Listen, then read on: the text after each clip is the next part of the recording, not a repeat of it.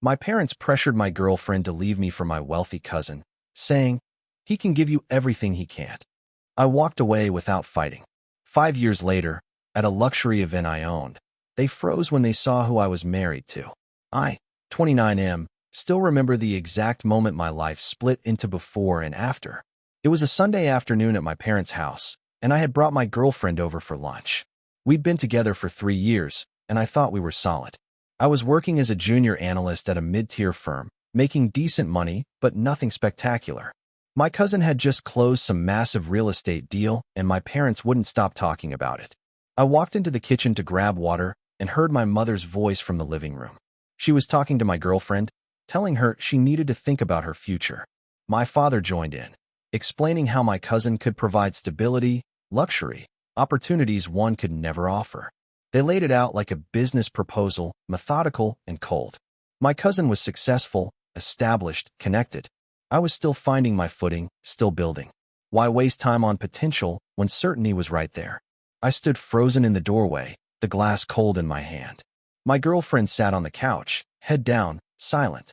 She didn't defend me, didn't argue, just listened as my parents systematically dismantled 3 years of us into a bad investment. My cousin showed up an hour later. Apparently, this had been planned. He walked in wearing a suit that cost more than my monthly rent, flashing that confident smile he'd perfected. My parents beamed at him like he was royalty. He shook my hand, asked how work was going, all while my parents watched my girlfriend's reaction to him. I realized then that this wasn't a spontaneous conversation. This had been brewing. My mother had probably been planting seeds for weeks, maybe months.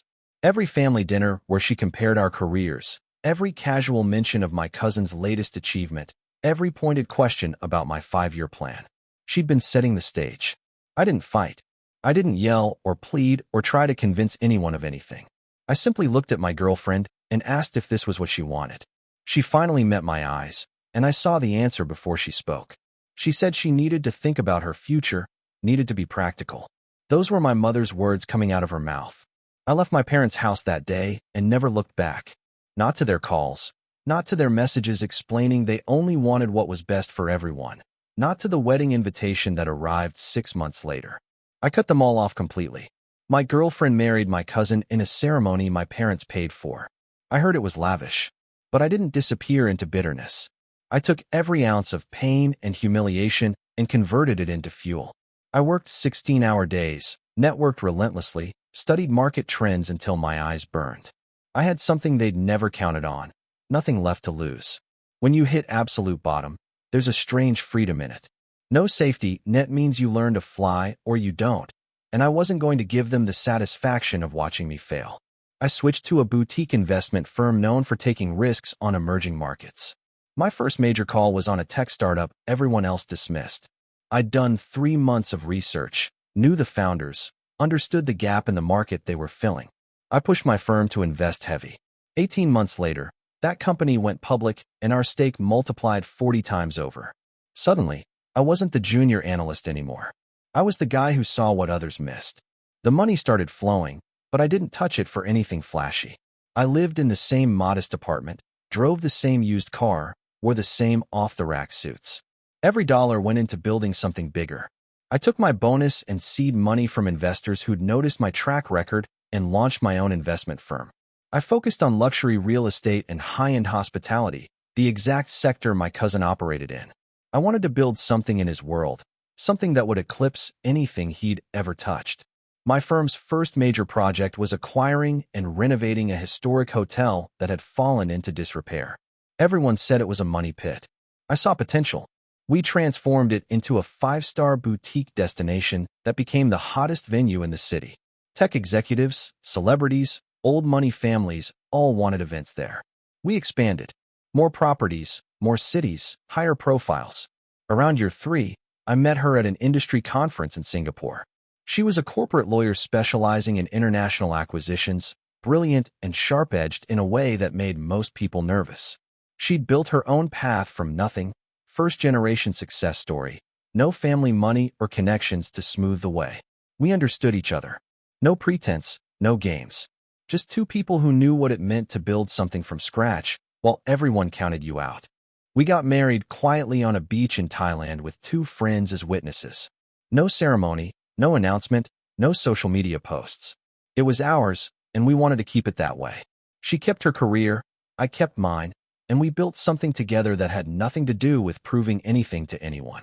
Except I was about to prove something whether I wanted to or not. 5 years after that Sunday afternoon, my firm was hosting a gala at our flagship property. It was our biggest event yet, a charity auction that doubled as a networking showcase for the city's elite. We'd send invitations to every major player in real estate, finance, and business. My cousin's name was on the list. So were my parents. I didn't send those invitations personally, my events team handled it. But when I saw their names on the confirmed guest list, I didn't remove them. Maybe some part of me wanted this moment. The night of the gala, I stood near the entrance greeting guests. I'd come a long way from off-the-rack suits. Everything was tailored now, understated but unmistakably expensive. My wife was beside me in a sleek black dress, radiating the kind of confidence that comes from knowing exactly who you are. We made a good team. I saw my cousin first. He walked in with my ex-girlfriend on his arm, and for a split second, I felt nothing. No anger, no satisfaction, just a distant curiosity about who these people were. He'd put on weight, looked softer around the edges. She looked tired despite the designer dress and professional makeup. They both had that sheen of wealth, but something was missing underneath. My cousin's eyes swept the room with the practiced assessment of someone always calculating value and status. Then my parents entered behind them. My mother wore diamonds I'm sure my cousin bought her. My father looked older, grayer. They were laughing about something, comfortable and content in their world where everything had gone according to plan. My wife touched my arm gently, a silent question. I nodded. I was fine. It took them almost 20 minutes to realize whose event they were at. The program listed my name as founder and CEO, but names on paper don't always register. My mother noticed first. I watched recognition cross her face as she studied the promotional materials, then looked around the room, then landed on me. Her champagne glass stopped halfway to her lips. She grabbed my father's arm and pointed. He squinted across the room, confused. Then his expression shifted into something I couldn't quite read. Shock maybe, or discomfort. They had a hurried conversation, heads together, and then my cousin and ex-girlfriend joined them. I could see them talking urgently, my ex-girlfriend's eyes going wide as she looked at me, really looked at me, for the first time in 5 years. They didn't approach. They just stood there in a tight cluster, trying to figure out what to do. I didn't go to them either. I continued greeting guests, making small talk, ensuring everything ran smoothly. This was my event, my property, my world. They were just guests in it. My cousin finally walked over alone. He had that same confident smile, but it looked strained now. He extended his hand and congratulated me on my success, said he'd heard good things about my firm. He spoke like we were casual acquaintances reconnecting, not family members who hadn't spoken in 5 years because his wife used to be mine and his aunt and uncle had orchestrated the whole thing. I shook his hand, kept my expression neutral, and thanked him for coming. I didn't ask about his business or his life. I didn't ask about anything. The silence between pleasantries was loud. He tried to pivot into talking about potential collaboration opportunities, how our firms could work together on some projects. I told him my acquisitions team handled all partnership discussions and he could reach out to them through the proper channels. Corporate and distant.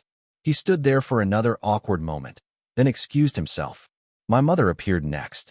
She looked like she'd been crying, or trying not to. She started talking rapidly about how she'd had no idea I'd done so well, how proud she was, how they'd tried to reach out over the years, but I'd changed my number. All of it poured out in a stream of justifications and excuses. She said they'd only wanted me to be happy, to have a good life. She'd thought I'd be stuck in a mediocre job forever if I stayed with my girlfriend, thought I'd resent them all eventually for not pushing me towards something better. I let her finish. Then I asked if she'd gotten the life she wanted for everyone. The question hung there. She didn't know how to answer. Because standing in front of her was proof that I'd built something extraordinary without their help or their approval or their matchmaking schemes. And standing across the room was my cousin, who looked successful on paper but had that hollow quality people get when they've been handed everything and earned nothing. My father joined us, trying to smooth things over the way he always did. He suggested we have dinner sometime, catch up properly, move past old misunderstandings. He said family was important. that grudges only hurt the person holding them. All the standard lines people use when they want forgiveness without actually apologizing. I told them I'd moved past it years ago, that I didn't hold grudges, that I'd actually built my entire life on the foundation of that Sunday afternoon when they decided I wasn't good enough. I thanked them for the motivation. My voice was calm, factual. No anger, no bitterness. Just truth. My mother's face crumpled. She'd wanted emotion from me, wanted some sign that I still cared enough to be hurt or angry. But I'd processed all of that years ago, turned it into something useful, and come out the other side as someone completely different. Someone they didn't know and hadn't bothered to know when it mattered. My wife appeared at my side then, slipping her hand into mine. I introduced her as my wife and business partner. My mother's eyes went to her ring, probably calculating its value, then to my wife's face. My wife smiled politely and said it was nice to meet them, her tone making it clear she knew exactly who they were and what they'd done. There was no warmth there, no invitation for future connection, just courtesy. We excused ourselves to attend to other guests. As we walked away, I glanced back once. They were all standing together again, my parents and my cousin and my ex-girlfriend, looking lost in the middle of this glittering event. They'd dressed for the party, but they didn't belong. Not really. They were tourists in a world I'd built. The gala continued around us. Speeches were made, donations pledged, connections formed. My wife and I worked the room together, a unit. Several people commented on what an impressive couple we made, how rare it was to see genuine partnership at this level. One investor joked that we were the power couple everyone else was trying to become. Near the end of the night, my ex-girlfriend caught me alone for a moment. She said she'd made a mistake, that she'd thought about me over the years, wondered how I was doing. She'd heard rumors about my success, but seeing it in person was different. She looked sad, almost wistful. She didn't quite say she regretted choosing my cousin, but it was there in the subtext. I told her I hoped she was happy, and I meant it. I had no interest in her regret or her hindsight. That version of me that loved her was gone, replaced by someone who'd learned that the right person doesn't need to be convinced of your worth. My wife had seen exactly who I was, rough edges and all, and built something with me anyway. That was the difference. My ex-girlfriend nodded slowly, understanding the dismissal. She went back to my cousin, who was drinking heavily near the bar. They left shortly after, along with my parents. No big goodbye, no dramatic exit. They just filtered out with the rest of the crowd as the evening wound down. Update 1. 2 days after the gala, my assistant told me my mother had called the office. She'd left a message asking me to call her back, said it was important. I didn't return the call. 3 more messages followed over the next week, each one more desperate. Finally, she sent an email to my work address, a long rambling letter about regret and family and second chances. She explained that she'd only wanted security for me, that the world was harsh and she'd seen too many people struggle. She'd thought my girlfriend leaving would push me to work harder, to become more ambitious. She'd genuinely believed she was helping. In her mind, I'd thank her eventually when I realized how much stronger I'd become. The logic was twisted, but I understood it. She'd confused cruelty with tough love, manipulation with motivation. She'd been so focused on the outcome she'd wanted that she'd never considered the cost. And now that I'd succeeded despite her rather than because of her, she wanted credit for the inspiration. She wanted back in. I didn't respond to the email, but I did think about it. There was a version of this story where I could let them back in, accept their apologies, rebuild some kind of relationship. Forgiveness was supposed to be healing, or so everyone said. But forgiveness didn't require reconciliation. I'd forgiven them years ago in the sense that I'd stopped letting their actions control my emotional state. But I had no interest in pretending we were family again. My wife asked me once if I ever regretted cutting them off so completely. I thought about it honestly. The answer was no.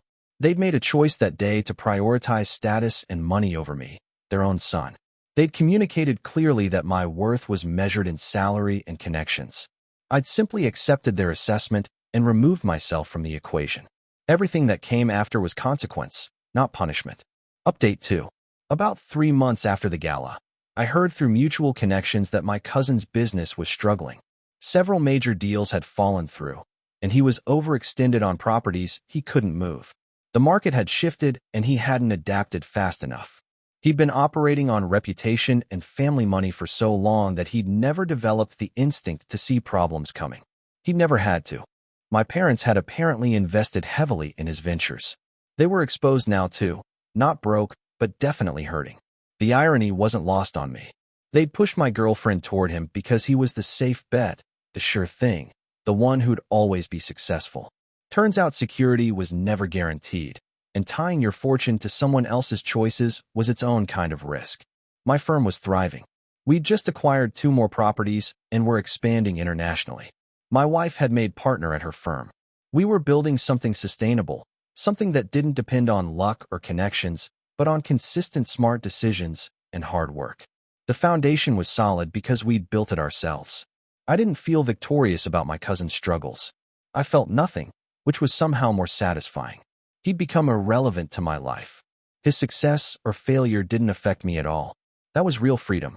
My mother reached out again, this time asking if I could give my cousin advice or maybe consider a partnership. She framed it as family helping family, said surely I didn't want to see him fail. I finally responded, briefly. I told her I'd already suggested he reach out to my team through proper channels.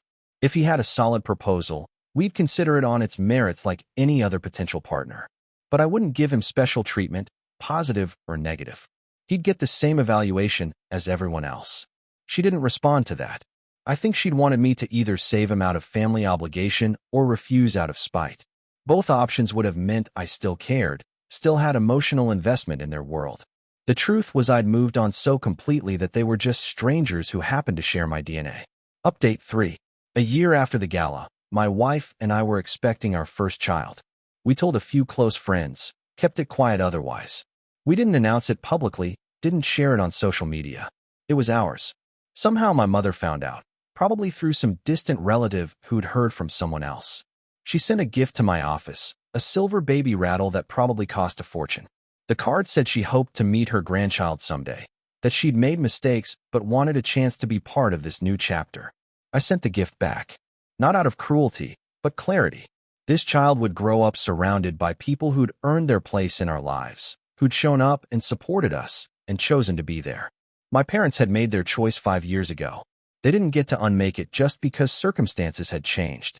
My wife asked if I was sure. I was. Our child deserved better than grandparents who saw people as investments and relationships as transactions. I'd rather explain their absence honestly than expose our kid to that conditional kind of love. I thought about that Sunday afternoon sometimes, about the me who'd walked out of my parents' house with nothing but humiliation and anger. I wished I could tell him that it would all work out, that he'd build something better than he could imagine. But that version of me wouldn't have believed it. He needed to go through the fire to become someone who could build this life. My parents had thought they were teaching me a lesson about reality, about how the world worked. They'd been right in a way, just not how they'd intended. They'd taught me that people would try to define my worth by their standards, that even family would sell me short if it suited their vision. They'd taught me to trust my own judgment over anyone else's opinion. They'd taught me that the only person I could truly rely on was myself. Those were valuable lessons. I'd built an empire on them. Standing in my office late one night, looking out over the city, my wife asleep at home, I realized I'd won in the only way that mattered. Not by proving them wrong or making them regret their choices, but by becoming someone completely independent of their approval. They couldn't hurt me anymore because I didn't need anything from them. Not validation, not love, not acknowledgement. I was free, and that was better than any revenge I could have planned. If you like this story, please like this video and subscribe us for more such real-life-based stories. Thanks in advance.